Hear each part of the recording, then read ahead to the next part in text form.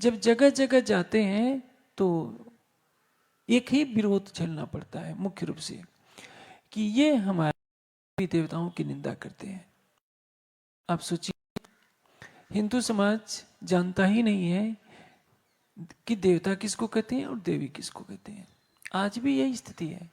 आज 21वीं सदी चल रही है। सारा संसार आधुनिकता के ज्ञान विज्ञान में नए नए आयाम गढ़ रहा है, लेकिन यहाँ बात होती है धर्म में अज्ञानता फैल जाने से धर्म का स्वरूप ही विकृत हो गया है। गीता के 13वें श्लोक में, अध्याय में एक श्लोक आता है, बहुत महत्वपूर्ण है।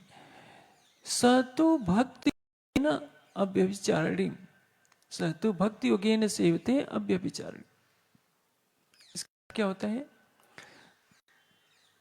सच्चिदानंद परमात्मा की अनन्य परा प्रेम लक्षण भक्ति, जिसको क्या कहते हैं? अव्यभिचारिणी।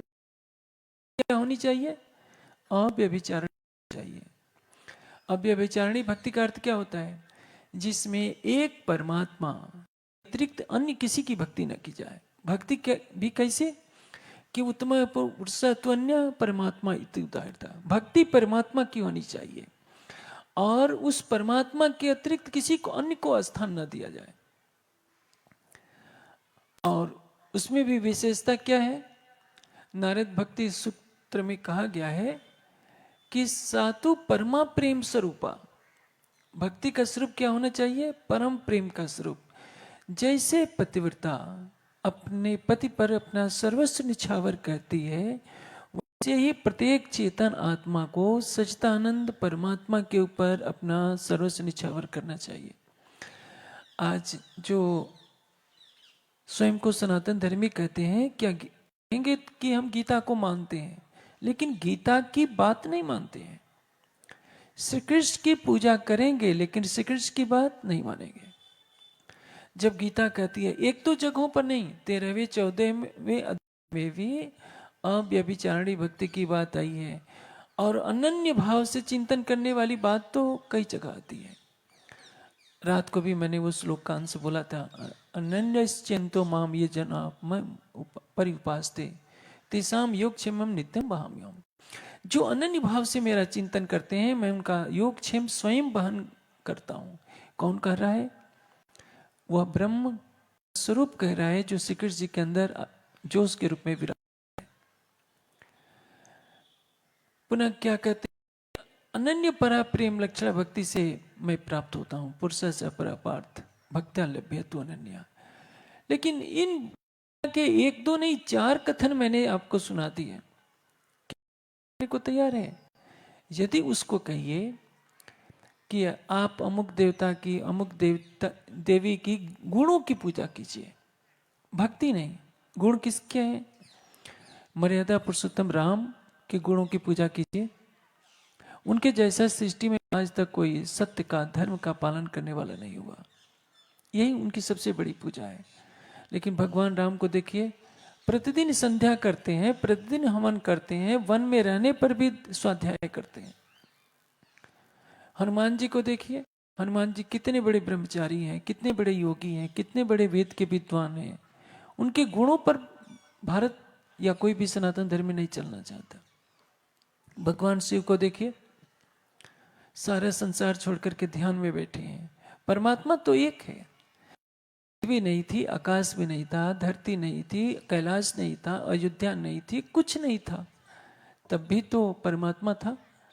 जब सृष्टि लय को प्राप्त हो जाएगी तब भी वो परमात्मा रहेगा। इसलिए वेद, उपनिषद, दर्शन किसकी भक्ति करने के लिए कहते हैं? भक्ति परमात्मा की, अनन्य पर लक्षणा भक्ति। और पूजा किसकी? देवता की। मैं भी कहता हूं करनी चाहिए। देवता कौन है? जिनके दिव्य गुण हो, जिन्होंने हमें कुछ दिया हो। मर्यादा पुरुषोत्तम राम ने हमें धर्म और सत्य पर चलने की शिक्षा दी है। भगवान शिव ने हमें योग में तल्लीन रहने की शिक्षा दी है।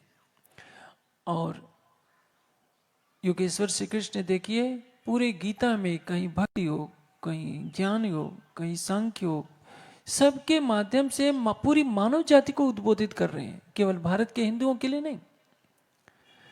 लेकिन उसी गीता के अंदर जब कहा जाता है कि समस्त मानव जाति एक सच्चिदानंद परमात्मा की भक्ति करे, तो हिंदू समाज छिटक जाता है वहाँ, कहता है कि मैं नवग्रहों की पूजा कैसे छोड़ दूँ। और अब तो देखिए साईं बाबा काल्पनिक देवता हो गए। साईं बाबा का इतिहास तो मुझे नहीं लगता कि 100-150 साल से पुराना होगा। किसी को मना कीजिए कि अरे भाई साईं बाबा एक फकीर है, चलिए उनका इतिहास कुछ और है। आप फकीर भी मान लीजिए, वो भी तो भक्ति करते हैं, जिनकी भक्ति वो करते हैं, आप भी परमात्मा की भक्ति क्यों नहीं करते। हिंदू समाज स्वार्थी हो चुका है, वो सोचता है कि मन्नत मांगने से कुछ ये पूरा कर देते हैं, तो हम इनकी पूजा क्यों ना करें। आप 5 मिनट के लिए ऑक्सीजन हटा दीजिए, इस पृथ्वी पर तो एक भी प्राणी नहीं जीवित रहेगा। जो 33 जड़ देवता हैं, 5 तत्व हैं, आकाश के बिना वायु नहीं, वायु के बिना अग्नि नहीं, अग्नि जल नहीं, जल के बिना पृथ्वी नहीं। पांचों तत्वों से तो हमारा शरीर बना है, पांचों तत्वों का ही पूरा ब्रह्मांड है। ये 5 देवता हैं, सूर्य चंद्रमा और नक्षत्र, ये भी नहीं रहे तो सृष्टि का अस्तित्व कैसे रहेगा। 12 आदित्य, वर्ष के 12 महीने काम नहीं चलेगा, क्योंकि काल की गणना कैसे होगी। 11 रुद्र, 10 प्राण और 11वां मन, इसके बिना भी शरीर नहीं चल सकता। मन के बिना कोई कार्य नहीं कर सकते, मन के बिना तो जीव अपंग हो जाएगा, कुछ भी काम नहीं कर सकता।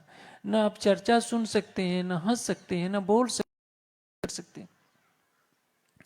10 प्राणों के आपके शरीर से प्राण निकल जाए तो क्या जीवित रहेंगे आप। ये 31 आप जो इस समय ज्ञान यज्ञ कर रहे हैं, चर्चा, यह भी एक ज्ञान यज्ञ है, यह भी प्रजापत 32वां हुआ। और 33वां क्या हुआ, अभी लाइट कट जाए तो मैं असहाय हो जाऊंगा, मेरी आवाज आप तक पहुंच नहीं पाएगी। ये है विद्युत इंद्र। ये 33, लेकिन उपास्य नहीं है।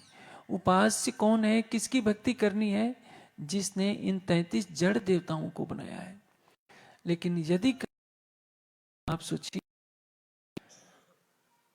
आज पूरे गुजरात में गणेश जी की कितनी धूमधाम से पूजा होती है। कोई समझता ही नहीं कि इसका अर्थ क्या होता है। गणेश का अर्थ होता है गणनाम त्वा गणपति हवा में। गणपति किसको कहते हैं, पृथ्वी आदो जड़ा जीवा से गणन्ते ख्यांते तिसाम ईसा पति गणपति। पृथ्वी आदि जितने लोकांतर हैं उनको गण कहते हैं। इनका स्वामी कौन है, एक परमात्मा। मंत्र कि निधि प्रियाणाम त्वा प्रीपति हवाम है। प्रियाओं का प्रीपति कौन है, एक अक्षरातीत। निधि, निधियों का निधि कौन है, एक परमात्मा। दूसरे शब्दों में राजा को भी इस मंत्र में दूसरे अर्थ में माना गया है। एक अलंकारिक है। देख, गणेश जी के मुख में हाथी का मुख क्यों लगाया गया है, ये अलंकारिक वर्णन है। हाथी के कान बड़े बड़े होते हैं, इसका अर्थ क्या, राजा को कैसे होना चाहिए, सुने ज्यादा। ऐसा नहीं कि एक कान से सुन लिया और तुरंत निर्णय कर दिया। हाथी सुनता है, बड़े बड़े कान, इसलिए राजा को हर जगह की जानकारी रखनी चाहिए। पूरी जानकारी के बिना कभी निर्णय नहीं देना चाहिए, नहीं तो राज्य का पतन हो जाएगा। इसलिए एक आदर्श राजा के का अलंकारिक वर्णन किया समझने के कारण संभव है। वेद में गणेश शब्द आया, का नाम गणेश रखा गया, तो सोचिए वो भी तो देवताओं में बुद्धिमान है। आप गणेश जी से शिक्षा लीजिए कि बुद्धि की पूजा करें, ज्ञान की पूजा। लेकिन क्या हिंदू समाज इस बात को स्वीकार कि उसके ग्रंथों में क्या लिखा गया है। तो यदि आज मैं कह रहा हूं, सभा में भी कोई बैठा होगा तो उसको कितना बुरा लगा कि हमारे इष्ट हैं हनुमान जी, हमारे ये है, ये राजन स्वामी खिलाफ में बोल रहा है, तो पत्थर फेंको, कटु शब्द बोलो। प्राणनाथ जी जब ऐसा करते हैं, विरोध में खड़ी हो जाती है। किसके विरोध में, जिसके सतअंग से इस पृथ्वी जैसी असंख्यों पृथ्वियों के ब्रह्मांड बनते हैं और लय को प्राप्त होते हैं, उनके विरोध में संसार खड़ा हो जाता है। आपने देखा दीप बंदर में, मस्कत बंदर में, अवासी बंदर में, उदयपुर, रामनगर, जहां भी जाएंगे, यदि आप सत्य का ज्ञान फैलाना चाहते हैं तो आपको विरोध झेलना पड़ेगा। बुद्ध को क्या हुआ? बुद्ध की जहर से होती है। शंकराचार्य की मृत्यु विष, दयानंद को 14 बार विष दिया गया, सुकरात को विष दिया गया। ये संसार ऐसे ही, जो सत्य बोलेगा संसार उसको विष देगा। बोलता है क्योंकि संसार सत्य पर चलेगा तो उसका कल्याण होगा, नहीं तो उस संसार को सत्य की राह दिखाने वाला कभी भाग्य से मिलता है। महामती जी के शब्दों में ये स्वर फूट रहे हैं कि मैं तो बिगड़िया, विश्व थे बिछुड़िया, बाबा मेरे ठीक आओ मत कोई। जब कष्ट मिलता है तो क्या होता है? यही पुकार है कि भाई मेरे जैसा मत हो जाओ, मेरे पास मत आओ, तुम अपनी दुनिया में खो जाओ। देखिए, आज से 75 वर्ष पहले यह देश अंग्रेजों के अधीन था। देश में करोड़ों लोग रहते थे, 1-2 करोड़ नहीं, लगभग 40 करोड़ रहते थे। क्रांति की आवाज गुजारने वाले कितने थे? उंगलियों पर गिने जाने वाले। जब फांसी की सजा होती थी तो लोग तो घरों में बैठे होते थे। फांसी पर सजा चाहे राम प्रसाद बिस्मिल हो, चंद्रशेखर या भगत सिंह हो, कोई कोई तो जाता था, सारी जनता नहीं। मैं आपको ये घटना बताता हूँ कि जब कलकत्ते में रॉबर्ट क्लाइव ने जुलूस निकाला, रॉबर्ट क्लाइव के पास कितने सैनिक थे? केवल 500। सिराजुद्दौला के साथ, बंगाल के नवाब के साथ छल किया, हाथी से कुचलवाकर उसको मरवा डाला, क्योंकि सेनापति मीर जाफर देशद्रोही निकला, उसके साथ मिल गया था। जब अंग्रेज 500 सैनिकों के साथ कलकत्ता की गलियों पर निकले तो 50,000 की जनता कलकत्ता की उन पर फूल फेंक रही थी, उनका स्वागत कर रही थी। यदि ये 50,000 में ज्ञान का प्रकाश होता, जापान की तरह, इजराइल की तरह इनमें राष्ट्रभक्ति होती, या जर्मनी की तरह एक एक पत्थर का टुकड़ा मारते, तो 500 सैनिकों के साथ रॉबर्ट क्लाइव उसी दिन मारा जाता, देश गुलाम भी नहीं होता। लेकिन 50,000 किसके स्वागत में लगे हैं? झूठ के स्वागत। उनको भय है, अब ये हमारा राजा बन गया तो हमारी नियत में है इसकी गुलामी करना। इसी तरह से जब झूठ का मार्ग चल पड़ता है तो उस पर चलने वाली संख्या बहुसंख्यक हो जाती है। आज 100 करोड़ के लगभग इस देश में हिंदू हैं, लेकिन वेद पर चलने वाले कितने होंगे? वेद तो कहता है कि न त्वान्यो, परमात्मा तेरे जैसा कोई नहीं है। उपनिषद की वाणी क्या कहती है? एकम एव अद्वितीयम, परमात्मा एक है, उसके समान न कोई था, न है, न कभी होगा। इसलिए भक्ति किसकी करनी है? अनन्य परा प्रेम लक्षणा भक्ति। लेकिन क्या हिंदू समाज स्वीकार करेगा? क्योंकि एक परंपरा से जो झूठ का प्रचार हो गया है, जो बोलेगा वो समाज का विद्रोही हो जाएगा। समाज क्या कहेगा? ये तो बिगड़ गए हैं, ये देखो अवतारों की नहीं मानते, देवी देवताओं को नहीं मानते। देवी देवताओं को भी मानते हैं, अवतारों को भी मानते हैं, लेकिन जो जिस रूप में है उसी रूप में। अवतार किसको कहते हैं? माँ गीता में एक श्लोक कहा गया है, यदा यदा ही धर्मस्य, आप बहुत सुना करते हैं। उसमें भगवान श्री कृष्ण ने यह कामना की है, यदा यदा ही धर्मस्य ग्लानिर्भवत भारत अभ्युत्थानं धर्मस्य तदात्मानं सृजाम्यहम् परित्राणाय साधूनां विनाशाय च धर्म संस्थापनार्थाय संभवामि। यह उनकी भावना है कि जब जब अधर्म की वृद्धि हो और धर्म का ह्रास हो, परित्राणाय साधूनां, सज्जनों की रक्षा के लिए, विनाशाय च दुष्कृताम, और दुष्टों के विनाश के लिए मैं हर युग में अवतरित होते रहूं। और हर महापुरुष की यह कामना होती है। इसलिए जो मुक्त पुरुष होते हैं, दिव्य पुरुष होते हैं, सृष्टि में अवतरित होते हैं अन्याय के उन्मूलन के लिए। जो सच्चिदानंद है वो गर्भ धारण नहीं करता, वो गर्भ में प्रवेश नहीं करता, क्योंकि वो सभी बंधनों से मुक्त है। सच्चिदानंद परमात्मा भला किसी बंधन में क्यों आएंगे? इसलिए अवतार का अर्थ है दिव्य शक्ति का अवतरण, जो सामान्य मानवों से कुछ विशिष्ट योग्यता लिए हुए होता है। लेकिन इसका अर्थ नहीं कि सच्चिदानंद परमात्मा का अवतार होता है। देवता का पूजन क्या है? मातृदेव भव, माता की पूजा। माता का सम्मान कीजिए, उसने हमें जन्म दिया है। पिता का सम्मान कीजिए, उसने पालन पोषण किया है। आचार्य का सम्मान कीजिए, उसने ज्ञान का प्रकाश दिया है। यहाँ जितने सुंदरता के रूप में बैठे हैं, आपको यदि पढ़ाया लिखाया नहीं गया होता तो आप मेरी बात को कैसे समझ पाते? इसलिए उस शिक्षक का सम्मान कीजिए जिसने आपको ज्ञान देकर मनुष्य के योग्य बनाया है। जो अनपढ़ होते हैं वो कुछ कोई भी अंश न पढ़ सकते हैं न समझ सकते हैं, तो माता पिता में भी दे दें, हमारे पास शिक्षा नहीं रही, हमारा विकास नहीं हुआ, तो हमारा आध्यात्मिक विकास कैसे हो सकता है? इसलिए प्रत्यक्ष देवता है। मातृमान, पितृमान, आचार्यमान पुरुषो वेद। हमारी संस्कृत के ग्रंथ क्या कहते हैं? मातृदेवो भव, पितृदेवो भव, अतिथि देवो भव, आचार्य देवो भव।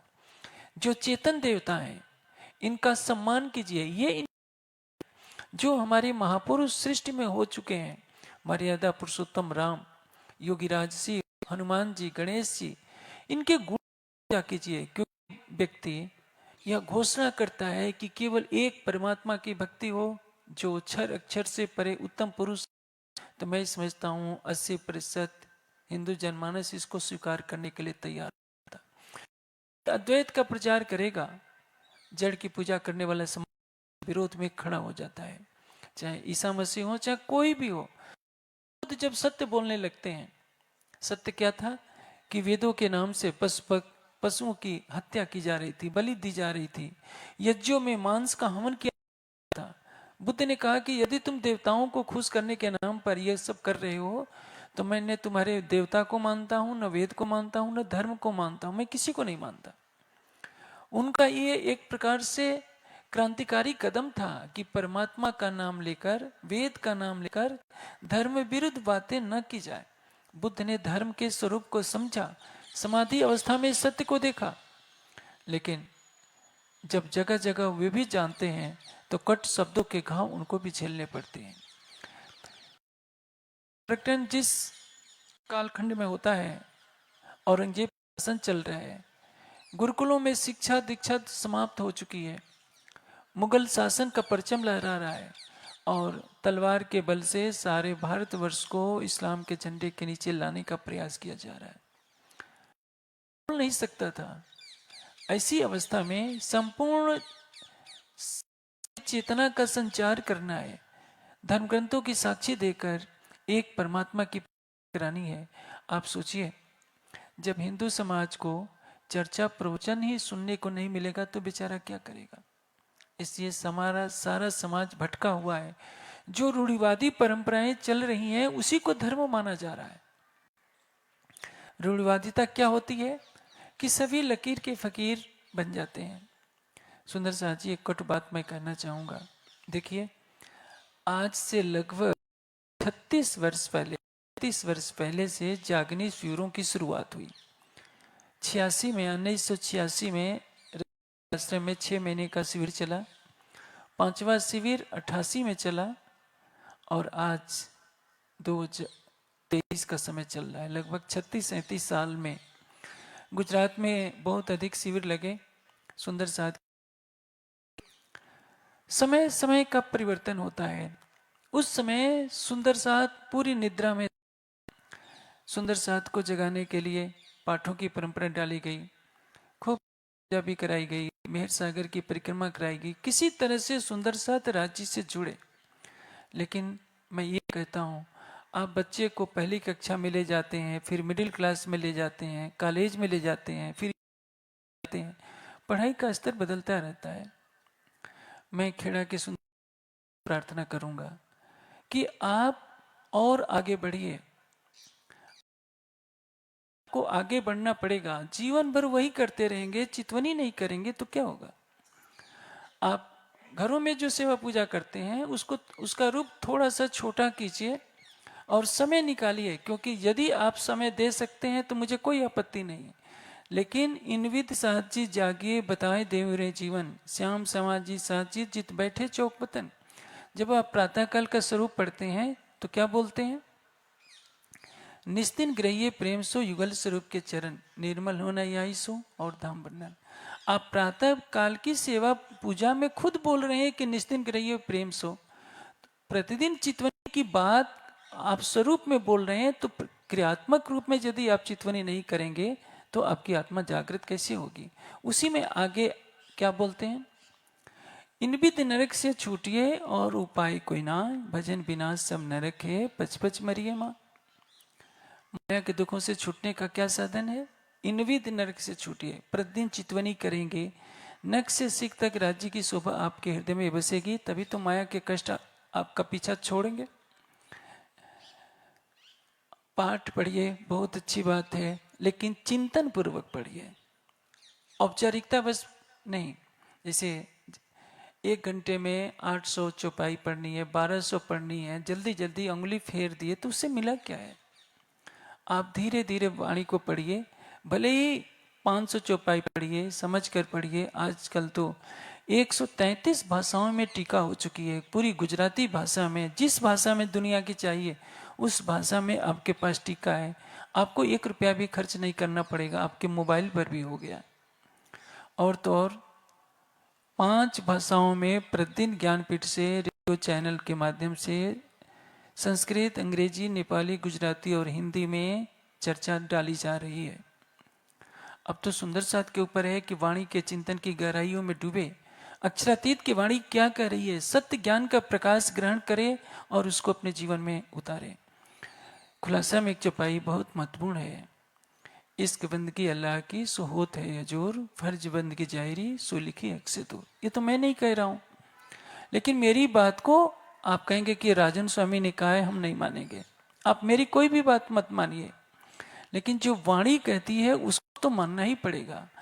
आपको अपनी आंखें बंद कर अपने हृदय मंदिर में राज्य को देखना ही पड़ेगा। इसके पहले आप जो कुछ कर रहे हैं वो तो एक परंपरा डाल दी गई है, बच्चों के लिए है। जब आपकी उम्र 15-20 साल से ऊपर हो जाए तो चितवनी में आपको लगना ही पड़ेगा। घर के छोटे बच्चों को सेवा पूजा में लगा दीजिए, या जिनको चितवनी नहीं लगती है, जिनका मन चंचल है, उनको सेवा पूजा में लगा लीजिए।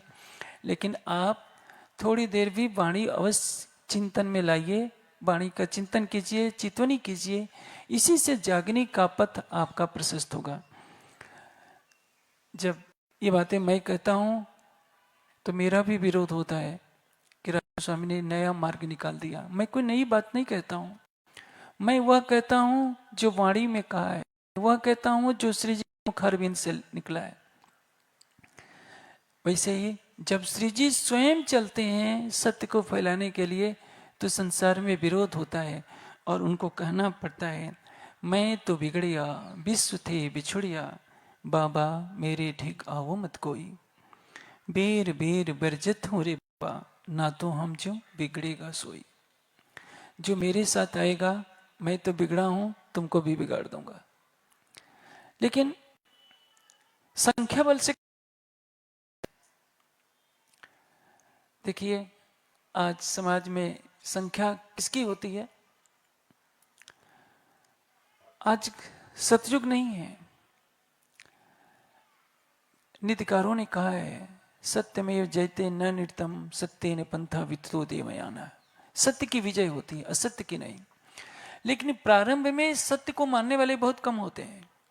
एक व्यक्ति सत्य की पुकार लेकर के चलता है, सत्य का ध्वज लेकर चलता है, तो यह संसार पहले पत्थर मारता है, कटु शब्दों के बाण मारता है, फिर मन महसूस कर चुप हो जाता है और वो भी पीछे पीछे चलने लगता है। लेकिन जो आगे चलेगा उसको पत्थर खाने पड़ेंगे, उसको हर जगह फूलों के हार नहीं मिलेंगे।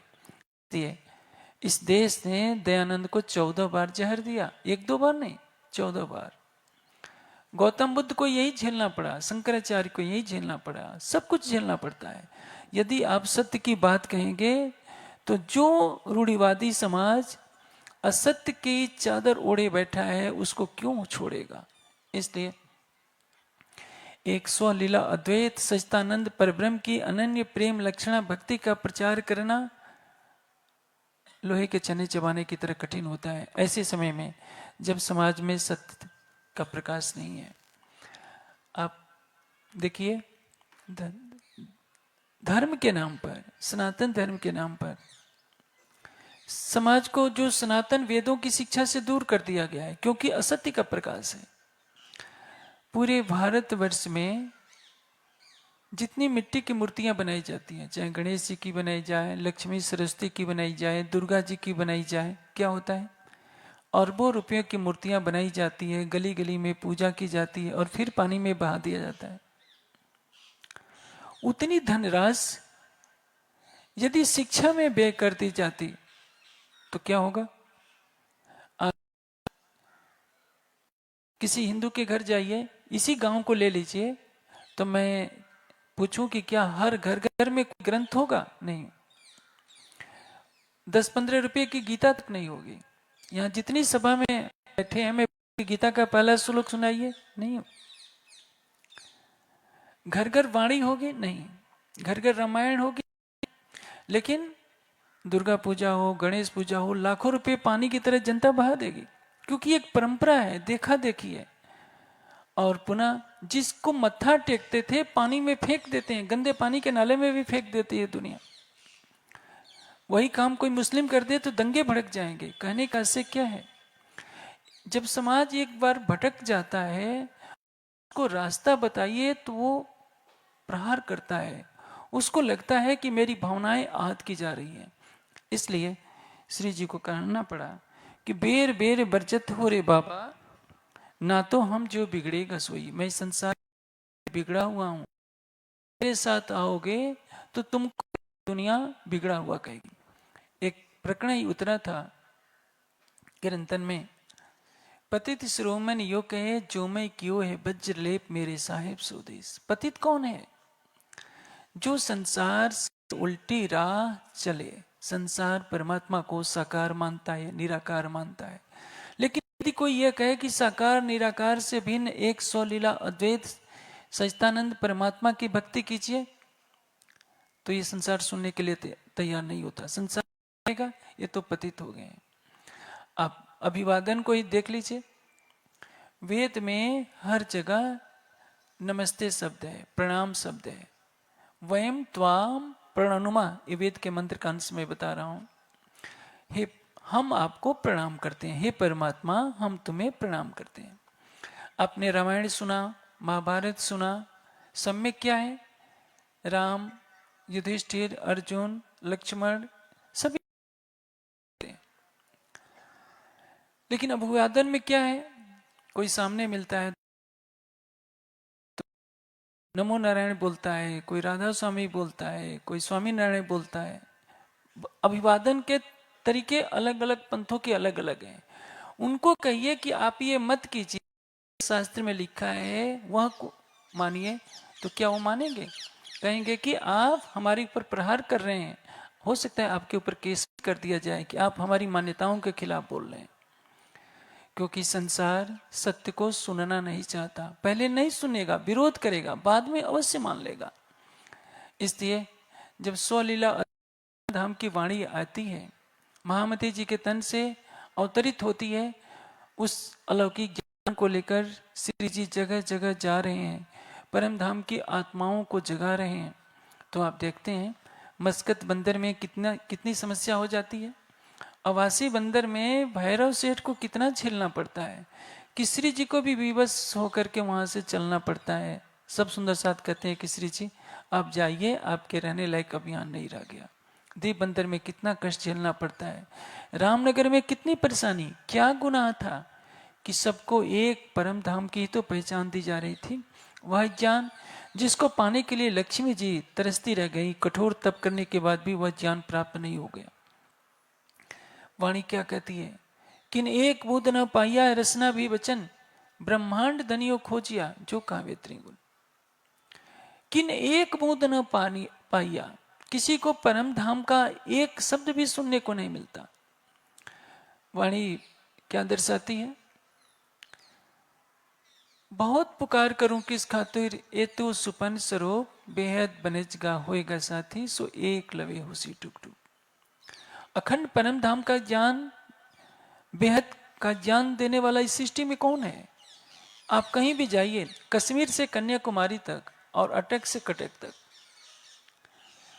सातों पुरियों में भ्रमण कर लीजिए, कोई यह बताने वाला नहीं होगा कि स्वलीला अद्वैत सच्चिदानंद परमात्मा कहाँ है, कैसा है, उसको पाने का मार्ग क्या है। अब जब मिल रहा है महामती जी के तन से, परम धाम की वाणी का अवतरण हो रहा है, तो भी समाज उसको सुन नहीं रहा। और सुंदर साथ का समूह तो तारतम लिया हुआ है। अभी तक में एक चौपाई आती है, देखिए मैंने आपको एक बात कही है, इस सृष्टि का सिद्धांत है, जब आप वृक्ष पर चढ़ते हैं तो उतरना पड़ेगा। आज आप भोजन बनाते हैं तो कुछ घंटों के बाद वह खराब होना शुरू हो जाएगा, और एक समय ऐसा आएगा खराब हो जाएगा। एक महल बनाते हैं, महल बनते ही कमजोर होना शुरू हो जाता है। व्यक्ति जन्म लेता है, जन्म लेने के साथ ही मृत्यु उसका पीछा करना शुरू कर देती है। इसी तरह से कितना भी सत्य ज्ञान फैलाया जाए, सृष्टि में उत्थान के साथ पतन की प्रक्रिया जुड़ जाती है। श्री जी के तन से साक्षात लीला हो रही है, 1751 तक जाहिरी तन से लीला चल रही होती है, लेकिन ऐसी भी स्थिति आती है कि 11 जोलो रही तोलो बहुत चाह धरे, फिर ठंडे पड़ते गए लाल कहे अंग ठरे। आपने अष्टभर की बीतक में सुना है, प्रातःकाल चर्चा होती है 9 बजे से 12 बजे तक। प्रातःकाल सबसे पहले चितवनी होती है, उसके बाद 9 से 12 बजे तक चर्चा होती है। संध्या समय 4:30 बजे श्री जी के स्वरूप की आरती उतारी जाती है, और रात्रि के 9 से 12 बजे तक चर्चा चलती है, जो कभी 1 और 2 बजे तक चलती है, कभी 3 भी बज जाते हैं। 3 घंटे तो अनिवार्य रूप से रात्रि को चर्चा होती है, कभी 4, 5 या 6 घंटे भी बीत जाते हैं। लेकिन जैसे ही श्री जी का अंतर्ध्यान होता है, चितवनी पर विराम लग जाता है। लालदास जी को अष्टपहर की रचना करते समय विवश होकर लिखना पड़ता है, 11 जोलो रही तोलो बहुत चाह धरे। कि जब तक 11वीं सदी थी, 11वीं सदी का समय क्या है, 1745 तक, 1745 नहीं, यहाँ 1751 का भाव लिया जाएगा। 11 जोलो रही तोलो बहुत चाह धरे, फिर ठंडे पड़ते गए लाल कई अंग ठरे। अंग ठरना किसको कहते हैं, आपको गुजरात में नहीं पता चलेगा, आप सरसावा जाएंगे तो आपको पता चल जाएगा। अंग ठरने का मतलब हाथ पैर सिकुड़ जाए ठंड के मारे। वहाँ की ठंडक में आप जाएंगे, जब 0 का तापक्रम होता है, पानी में हाथ डालेंगे तो लगेगा कि गल गया। और सवेरे भोर में आप 4 बजे भूल से निकल गए बिना मोटा स्वेटर पहने, तो लगता है कि हड्डियों में ठंड घुस गई है। उसको कहते हैं अंग ठरना। लाल 11 जोलो रहे तोलो बहुत चाह धरे। चर्चा सुनने की, चितवनी करने की गर्मी कब तक रही, 1751 तक। फिर ठंडे पड़ते गए लाल कहे अंग ठरे। जब समाज का एक पथ प्रदर्शक नहीं होता है, तो समाज तो चीटीहार ऊंट कतार की तरह चलता है। हुआ क्या, श्री जी का अंतर्धान होता है, अधिकतर ब्रह्मात्माओं ने तन छोड़ दिया। समय अंतराल में छत्रसाल जी ने जगह जगह प्रचारक भेजे, वाणी का प्रकाश चलता रहा, लेकिन लालदास जी भी ओझल हो जाते हैं, मुकुंद दास ओझल हो जाते हैं। छत्रसाल जी के अंतर्ध्यान के बाद तो स्थिति और विकट हो जाती है। उसमें 30 सृष्टि जो 1745 से लेकर 1775 तक का समय जो होता है, वो केवल चर्चनी का रह जाता है, ज्ञान की चर्चा का। चितवनी समाप्त। 1751 के बाद चितवनी की लीला बंद हो जाती है, क्योंकि संध्या समय जो चितवनी कराई जाती है 4:30 बजे के समय, श्री जी साक्षात सिंहासन पर विराजमान होते हैं, और सब सुंदर साथ उनको राज्य का स्वरूप मानकर चितवनी करता है। चितवनी करता है मूल मिलावे में, लेकिन यह भाव लेता है कि हमारे सामने वही मूल मिलावे वाला स्वरूप बैठा है महामती जी के धाम हृदय में। जब श्री जी चर्चा करते हैं तो जाको दिल जिन भासो तासो मिले तिन विद्य, मनचाया स्वरूप हो के कार्य किए सब सिद्ध। जो जिस रूप में उनको पहचानता है, किसी की इच्छा होती है कि मैं युगल स्वरूप परम धाम का देखो तो उसको इन नयनों से परम धाम के दर्शन होते हैं। कोई राधा कृष्ण को देखना चाहता है और उसको राधा कृष्ण का दर्शन होता है। कोई सदगुरु धनी श्री देवचंद जी का दर्शन करना चाहता है तो श्री जी की कृपा उस पर बरसती है और वो साक्षात सदगुरु धनी श्री देवचंद जी का दर्शन करता है। कोई 25 पक्षों में घूमना चाहता है, जिसकी सच्ची श्रद्धा होती है 25 पक्षों के प्रत्यक्ष दर्शन होते हैं। आप सोचिए, यह ब्रह्मलीला 10 वर्षों तक चलती है, उसके पश्चात सब बंद हो जाता है। क्योंकि श्री जी के स्वरूप में कौन बैठे? सिंहासन पर वाणी पधराई जाती है। वाणी ज्ञान का स्वरूप है, तो सब ज्ञान में लग जाते हैं। यह नहीं सोचते कि आरती अंग चतुर्दश केरी पांचों स्वरूप मिल एक बेरी। जो वाणी पर जो सिंहासन पर वाणी पधराई गई है ज्ञानमय स्वरूप से, वही अक्षरातीत उसमें विराजमान है। और उस अक्षरातीत को वाणी के शब्दों से हम पहचाने अपनी आत्मा के धाम हृदय में। अक्षरातीत कहाँ है? हक नजीक शहरक से आड़ो पटना द्वार। खोली आंखें समझ की देखती न देखे भरतार। खोली आंखें समझ की, मैंने तुम्हारी ज्ञान चक्षुओं को खोल दिया है, फिर भी तुम देखते हुए भी नहीं देख रहे हो। वाणी यह पुकार कर कह रही है कि अक्षरातीत कहाँ है? हक नजीक शहरक से, प्राण की नली से भी निकट है। लेकिन उस समय वाणी हस्तलिखित थी। सुंदर सा 10 वर्षों तक चर्चा अवश्य सुना था, लेकिन श्री जी के अंतर्ध्यान होने के बाद जो सुंदर साथ में निराशा का एक दौर चला, उसने चितवनी पर विराम लगा दिया। चितवनी पर विराम लगते ही जो आध्यात्मिक प्रगति थी वह थम जाती है। बौद्धिक प्रगति तो चलती रहती है 30 वर्षों के पश्चात, कालांतर में वह भी बंद हो जाता है। क्योंकि तीसरे सृष्टि विष्णु 100 वर्षे प्रेमे पीवेगा शब्दों का सार। तीसरे सृष्टि ईश्वरी सृष्टि की जागने के होते हैं। 10 वर्ष ब्रह्म सृष्टियों की लीला होती है जागने की। ईश्वरी सृष्टि इल्म और ईमान पर तो रहती है, लेकिन चितवनी छोड़ देती है। जब जीव सृष्टि का राज्य होता है तो चितवनी भी बंद, चर्चनी भी बंद, चर्चा भी बंद, वाणी का चिंतन भी बंद। केवल शरीयत का बुलबाला हो जाता है। और वह धारा आज तक चली आ रही है। 1775 के बाद जो शरीयत की नदी बही, वो नदी बड़े वेग से चल रही है। जब मैं कहता हूँ कि सुंदर साथ जी वह मार्ग अपनाइए जो श्री जी ने पन्ना जी में 10 साल की लीला करके दिखाई थी, क्योंकि चितवनी हमारी आत्मा का आहार है। चितवनी के बिना यदि कोई सोचता है कि मैं अपनी आत्मा की जागृति कर लूंगा, तो दिन में सपने देखने जैसा है। सूरज पश्चिम में उग सकता है, लेकिन इस जागनी ब्रह्मांड में कोई ये सोचे कि मैं वाणी से दूर होकर, वाणी के चिंतन से दूर होकर, चितवनी से दूर होकर अपनी आत्मा को जगा लूंगा, अपनी आत्मिक दृष्टि युगल स्वरूप को देख लूंगा और अपनी परात्मा को देख लूंगा, तो ये असंभव है। लेकिन मेरे इस कथन को सुंदर साथ का एक बहुत बड़ा क्या समझता है कि राजन स्वामी परंपरा के विरुद्ध बोल रहे हैं। हम मैं परंपरा के विरुद्ध बोल रहा हूं, लेकिन 1775 के बाद जो परंपरा चली है उसको मैं अंध परंपरा कहता हूं। जो सच्ची परंपरा क्या है? जो श्री जी के तन से होने वाली लीला में जो परंपरा चली, वो सच्ची परंपरा है।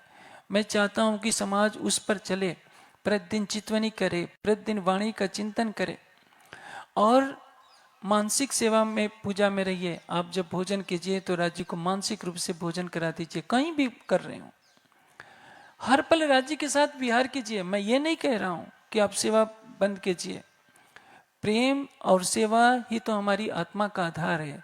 लेकिन चितवनी की प्रक्रिया छोड़ने से क्या होगा? आपकी आत्मा की जागृति का मार्ग बंद हो जाएगा।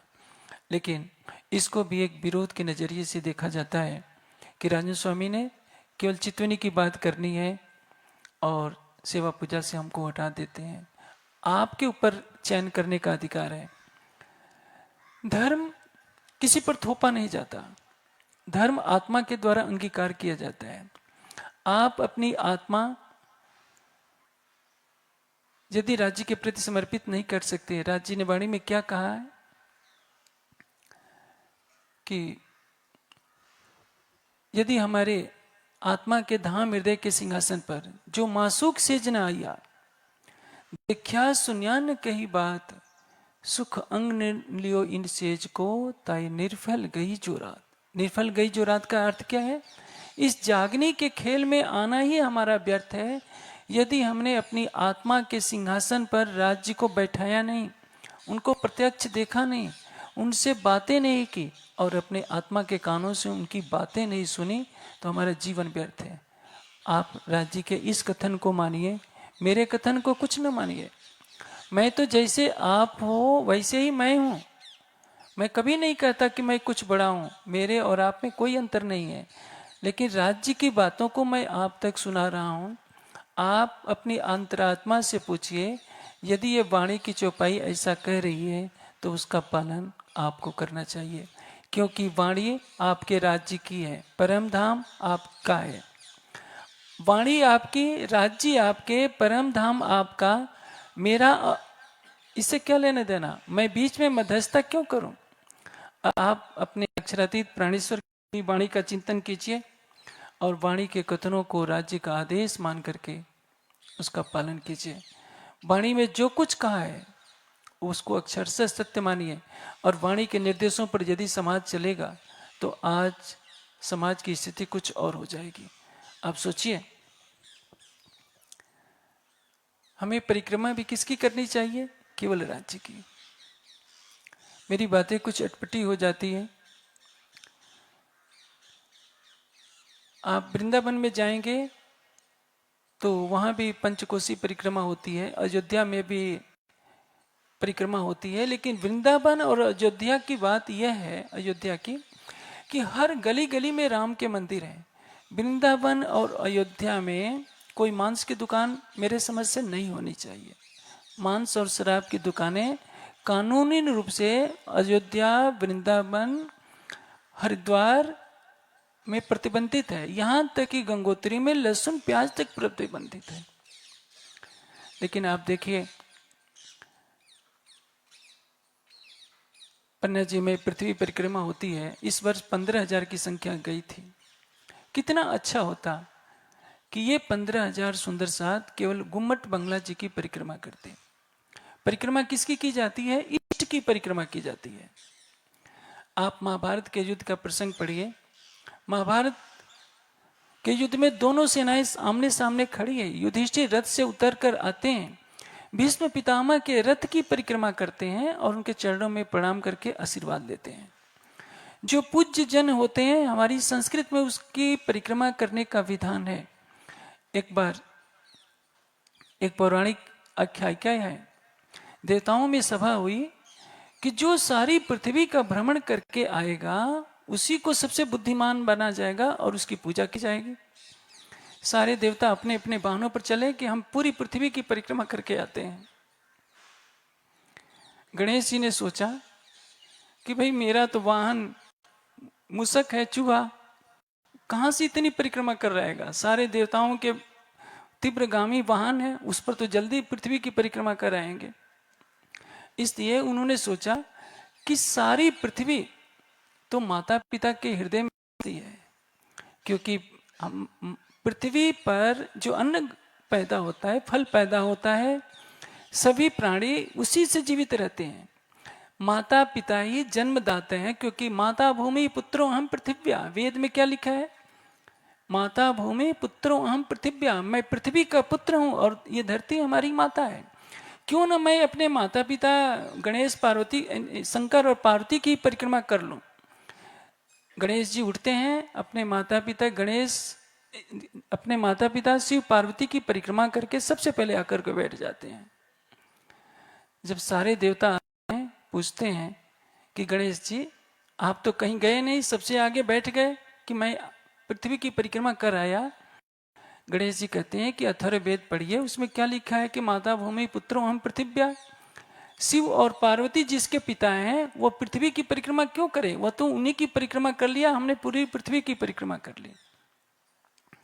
आप सोचिए, एक परंपरा तो है, मैं किसी का परंपरा नहीं करता, विरोध नहीं करता, सबको अपनी परंपरा को पालन करने का अधिकार है।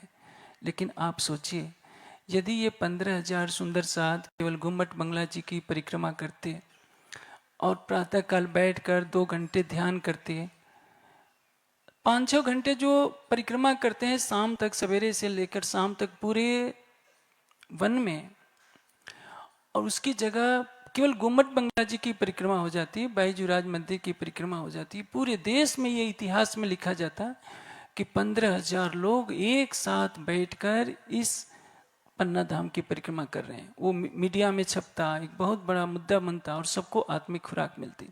लेकिन किसकी परिक्रमा नाम रखा गया? पृथ्वी परिक्रमा। पृथ्वी की परिक्रमा हम क्यों करें? पृथ्वी तो हमारा कोई इष्ट थोड़े है।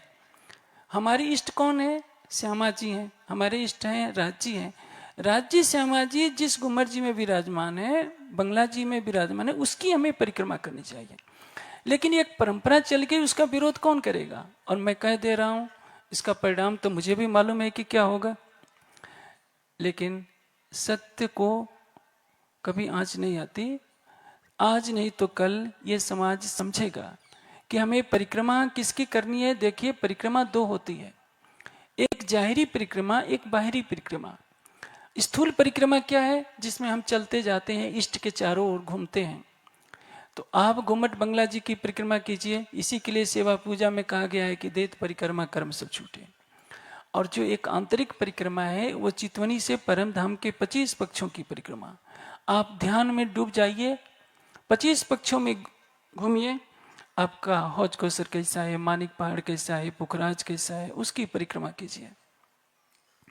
लेकिन मेरी बातें किसी को बहुत कष्टकारी लगेगी। कोई क्रोध में इतना भी हो सकता है कि उसका बस चले तो मेरे ऊपर पत्थर भी फेंक देंगे। यहाँ कोई नहीं फेंकेगा, लेकिन मुझे मालूम है कि समाज में कितना विरोध होता है। इसलिए मुझे तो कहना पड़ता है वैसे ही कि बेर बेर बरजत हो रे बाबा, ना तो हम जो बिगड़ेगा सोई। जिसको सत्य की राह पर चलना है उसको पत्थर सहने ही पड़ेंगे। वाणी परम सत्य है, क्योंकि परम सत्य के स्वरूप अक्षरातीत की कही हुई है। सारा संसार एक तरफ हो जाए, लेकिन कभी भी असत्य का मार्ग नहीं अपनाना चाहिए। भर्तृहरि ने क्या कहा है? निंदंत नित्य निपुणा यदि व स्तवंत। नित्य में निपुण लोग निंदा करें या स्तुति करें। लक्ष्मी समाविशत गच्छत वा यथेष्टम। लक्ष्मी आए या चली जाए, अद्य एव मरणमस्तु युगांतरे वा। मृत्यु आज ही हो या युगों के बाद, न्यायात पथा प्रविचलंति न धीरा। न्याय के मार्ग से कभी धीर पुरुष पीछे नहीं हटते हैं। द्रौपदी का चीरहरण हो रहा है। पितामह सोचते हैं कि मैं राजा के अधीन हूं, मैं कैसे बोलूं। द्रोणाचार्य सोचते हैं कि अश्वस्थामा का मित्र है दुर्योधन, मैं यदि रोकता हूं तो मेरा बेटा नाराज हो जाएगा। कृपाचार्य सोचते हैं कि मैं अपने जीजा को नाराज कैसे करूं। सब चुप रहते हैं, केवल धर्म के अवतार है विदुर जी। वह भरी सभा के बीच में बोलते हैं कि दुर्योधन, जो तुम पाप कर रहा है इसका परिणाम बहुत भयानक होगा। दुर्योधन बहुत कुछ बोल जाता है कि यदि आप मेरे काका श्री नहीं होते तो मैं आपकी तलवार से सिर काट देता। लेकिन विदुर की आवाज को कोई दबा नहीं पाता है। इसलिए संसार के विरोध की कभी परवाह नहीं करनी चाहिए, हमेशा सत्य का अनुसरण करना चाहिए। अपनी अंतरात्मा से पूछिए सत्य क्या है, और जो आपकी अंतरात्मा कहे। सत्य और असत्य की परीक्षा, धर्म की परीक्षा 4 प्रकार से की जाती है। पहला है श्रुति, श्रुति का कथन हो, वेद का कथन हो। दूसरा स्मृति, धर्मशास्त्र का कथन हो। तीसरा सदाचारा, सदाचार के अनुकूल है कि नहीं। और चौथा स्वच्छ प्रियम आत्मना, अपनी अंतरात्मा की आवाज। इससे धर्म के लक्षणों की 10 लक्षणों की परीक्षा करनी चाहिए।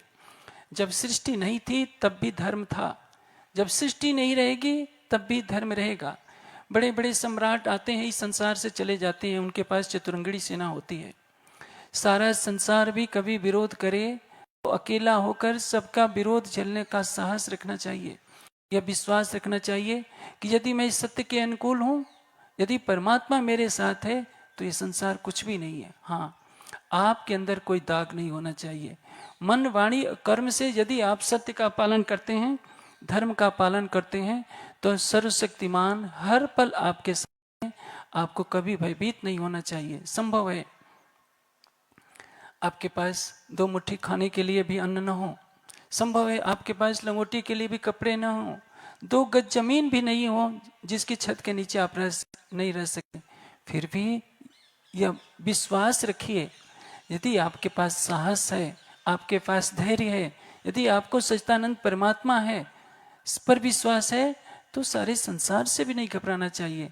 अब देखिए, सारा भारत अकबर की सत्ता के अधीन हो गया था। राणा प्रताप को घास की रोटी खानी पड़ती है, वनों में भटकना पड़ता है, लेकिन वो कभी सिर नहीं झुकाता। आज राणा प्रताप का पूरा विश्व सम्मान करता है, अकबर का कोई सम्मान नहीं करता। वनों में भटकने वाले 5 पांडवों के प्रति संसार नतमस्तक है, हरिश्चंद्र के प्रति संसार नतमस्तक है। तभी तो कहावत कही जाती है कि सूर्य टरे चंद्र टरे, टरे जगत व्यवहार, पर दृढ़ श्री हरिश्चंद्र का टरे न सत्य विचार। जो सत्य पर रहता है अंतो गत्वा विजय उसकी ही होती है। यह अवश्य है, कष्ट झेलना पड़ता है। एक बार दयानंद जी के आप सुनते होंगे, सोचते होंगे कि राजन स्वामी बार बार नाम ले लेते हैं दयानंद का। इसलिए ले रहा हूं कि एक महापुरुष जिसकी गणना ब्रह्म सृष्टि में नहीं होती है, उसके पास साहस है सत्य बोलने का, सत्य कहने का। पहले दिन उन्होंने पौराणिकों का खंडन किया तो मुस्लिम और क्रिश्चियन बहुत खुश हुए कि अच्छा हुआ, एक हिंदू सन्यासी हिंदुओं का ही खंडन कर रहा है। दूसरे दिन उन्होंने कुरान का खंडन कर, इस्लाम वालों का खंडन कर दिया तो वो खफा हो गए। तीसरे दिन अंग्रेजों का खंडन कर दिया तो एक अंग्रेज आया, कहा कि स्वामी जी आपको पता नहीं है कि हमारा राज है, आप हमारा खंडन कर रहे हैं, इसका परिणाम भुगतना पड़ेगा। दयानंद क्या कहते हैं, यदि मेरी 5 उंगलियों की कोई बत्ती बनाकर भी जला देगा तो भी मैं सत्य कहना नहीं छोड़ूंगा। आप सत्य बोलिए, कटु न बोलिए। सत्यम ब्रियात प्रियम ब्रियात न ब्रियात सत्यम अप्रियम। सत्य बोलिए, प्रिय बोलिए। सत्य हो लेकिन कड़वा हो ऐसा भी न बोलिए। लेकिन हमारा कर्तव्य है कि धर्म का कथन है जो सत्य है, विदुर की तरह हमें सत्य का, धर्म का पक्ष लेना चाहिए। चाहिए संसार हमें बिगड़ा हुआ कहे, नास्तिक कहे, कई अमृतमय वचन भी कहे, घबराना नहीं चाहिए। क्योंकि हम किसको फैला रहे हैं, अक्षरातीत की वाणी को फैला रहे हैं। और ब्रह्मवाणी को फैलाने में संसार जो भी उपहार देता है उसको मुस्कुराते हुए सहन करना चाहिए। अंत में हमारी ही जीत होगी, क्योंकि अंधकार में भटकता हुआ संसार जब वाणी को आत्मसात करेगा तो प्रायश्चित के आंसू बहेगा कि हमने क्या किया था। हो सकता है मेरी बातें सबको अच्छी न लगी हो तो मैं क्षमा चाहता हूँ, लेकिन जहाँ वाणी के शब्द होंगे मैं वही कहूँगा जो तारतम वाणी कहती है। मैं वह नहीं कहूँगा जो समाज कहता है। समाज तो भटकता रहता है। इसलिए जो वेद का कथन है, शास्त्र का कथन है, और सबसे ऊपर हमारी परम धाम की वाणी जो श्री जी के मुखारविंद से अवतरित होती है, वाणी के कथन के विपरीत यदि सारा संसार भी एक तरफ हो जाए तो हमें अकेले ही सबसे संघर्ष के लिए तैयार रहना चाहिए। जानते हैं नीति का कथन क्या है, त्याज्यम न धैर्यम विदुरी अपि काले। आपत्ति के समय कभी धैर्य को नहीं छोड़ना चाहिए। धैर्यात कदाचिम स्थितम अपनियात सा। धैर्य से वो अपने अंतिम लक्ष्य को प्राप्त कर सकता है। जाते समुद्रे ही पोतमंगे सान्यांतरिको वांछति तुर्तमेवा। समुद्र में यदि जहाज डूब जाए तो जब तक प्राण है उसमें बैठा हुआ यात्री दोनों भुजाओं से समुद्र को पार करने का साहस रखता है। आप भी साहस रखिए, चाहे कितना भी संकट हो, मैं संघर्ष करूंगा, सत्य की ज्योति को जलाए रखूंगा। और जब तक सत्य की ज्योति जलती रहेगी तब तक सत्य को कोई बुझा नहीं सकता। हर प्राणी यदि सत्य के लिए उन्मुख हो जाए कि सत्य को मानना और मनवाना, झूठ को छोड़ना और छुड़वाना ही अभिष्ट है, तो इस संसार का नक्शा बदल जाए। ऐसा है कि जो सत्य के प्रेमी होंगे उनको मेरे विचार अवश्य अच्छे लगेंगे। इसलिए श्री जी ने जब देखा कि कोई मेरा साथ नहीं दे रहा है तो उनको भी विवश होकर कहना पड़ा कि बेर बेर बरजत हो रे बाबा, ना तो हम जो बिगड़ेगा सोई। मेरे पास मत आओ, नहीं तो तुम्हारी भी गणना बिगड़ो में हो जाएगी। मैं किसी को बिगाड़ने के लिए नहीं आया हूँ, क्योंकि मैंने जिस संसार को तुम चाहते हो उस संसार को मैं घर डारिया जारिया हंसते सो लोक राखत है छिपाई। तुम संसार के लिए जी रहे हो तो खुश रहो, मैंने तो इस संसार को पहले ही छोड़ दिया। प्रणाम। હલો, બોલો શ્રી પ્રાણનાથ પ્યારે કી જય. પ્યારે સુંદરસાજી સ્વામીજીને વિનંતી કરીએ પોતે ઉતારા ઉપર જાય, કોઈ સુંદર સાથે ઉભા ના થતા. સ્વામીજી ધન્યવાદ. કોઈ સુંદર ઉભા ના થતા હજુ થોડી સૂચના પણ આપવાની છે, માર્ગદર્શન આપવાનું છે. અને